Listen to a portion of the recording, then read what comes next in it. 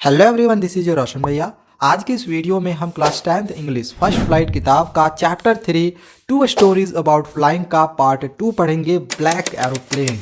Part 1 की video हमने already बना रखी है, अगर आपको देखना होगा तो उसका लिंक डिस्क्रिप्शन पे दिया हुआ है, जाके आप देख सकते हो। तो ये जो स्टोरी है ब्लैक एरोप्लेन, ये बेस्ड है एक पायलट पर। अब इसके खुद जो ऑथर है वो फ्रेडरिक फॉर्सिथ है, यानी कि इन्होंने अपने बारे में ही इस स्टोरी में डिस्क्राइब किया है, उनके साथ जो जो घटनाएं घटी थी।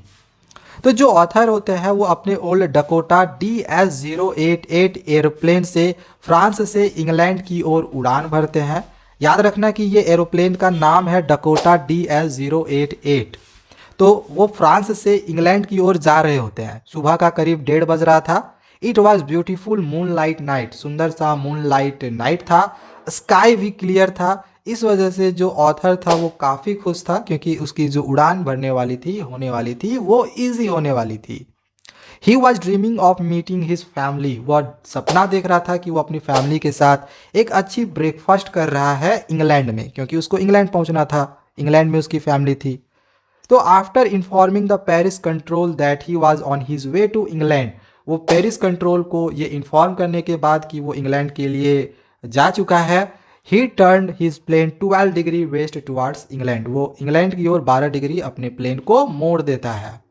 वंस ही क्रॉस्ड पेरिस, जैसे ही वो पेरिस को क्रॉस करता है, उसके सामने एक स्टॉर्म क्लाउड्स सामने दिखाई देता है, जो कि उसको वो एक ब्लैक माउंटेन की तरह लगता है। The middle of the storm, storm के जैसे ही वो मिडिल तक पहुंचता है तो उसको कुछ भी दिखाई नहीं देने लगता है। इनफैक्ट उसके जितने भी एरोप्लेन के इंस्ट्रूमेंट्स थे वो सब भी काम करना बंद कर देते हैं, जैसे कंपास, रेडियो, ये सब काम करना बंद कर देते हैं। अब उनको पता नहीं चल पाता है कि उनको किधर की ओर जाना है, और चारों तरफ अंधेरा ही अंधेरा है। सडनली अब क्या होता है कि उनको एक दूसरा एरोप्लेन ठीक सामने नज़र आता है, और दूसरा वाला एरोप्लेन का कोई लाइट भी नहीं था, लेकिन सामने दिखाई देता है कि हाँ एक एरोप्लेन है, उनको धुंधला सा दिखाई देता है। और उनको ये भी समझ आता है कि जो उस एरोप्लेन का पायलट है वो उसको अपना हैंड जो है वो दिखा रहा होता है और सिग्नल दे रहा होता है कि वो उसको फॉलो करे। अब देखो, अभी भी जो पेरिस था वो करीब 150 किलोमीटर दूर था, और इनके पास ज़्यादा फ्यूल भी नहीं था। तो इस वजह से वो डिसाइड करते हैं कि वो उसी एरोप्लेन के साथ वो आगे बढ़ेंगे, ताकि वो स्टॉर्म से आगे निकल पाए। आफ्टर हाफ एन आवर, करीब आधे घंटे के बाद, he came out of the clouds and found a runway, आधे घंटे के बाद वो फाइनली उस क्लाउड से निकल जाते हैं और रनवे तक पहुंच जाते हैं, एंड वो सेफ अराइव भी कर जाते हैं। He wanted to thank the pilot who helped him but no one was there, वो थैंक यू कहना चाहता है उस पायलट को जिसने उसको उस स्टॉर्म से बाहर निकाला था, लेकिन बाहर कोई नहीं रहता है। He went to the control room and asked the woman who was on duty about the pilot.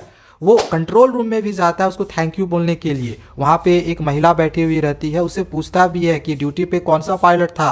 But जो वुमैन होती है ना, वो सरप्राइज रह जाती है, वो इनफैक्ट हंसती भी है और कहती है कि पायलट, रडार में तो कोई पायलट था ही नहीं, मतलब कोई प्लेन था ही नहीं, तो पायलट कहाँ से रहेगा। इस पर जो राइटर होता है वो बहुत ज़्यादा सरप्राइज्ड हो जाता है। तो ये था आपका पार्ट 2। पार्ट 1 पार्ट 2 दोनों ख़त्म कर दिए हैं। नेक्स्ट चैप्टर के लिए चैनल को सब्सक्राइब करके रखें। Thank you.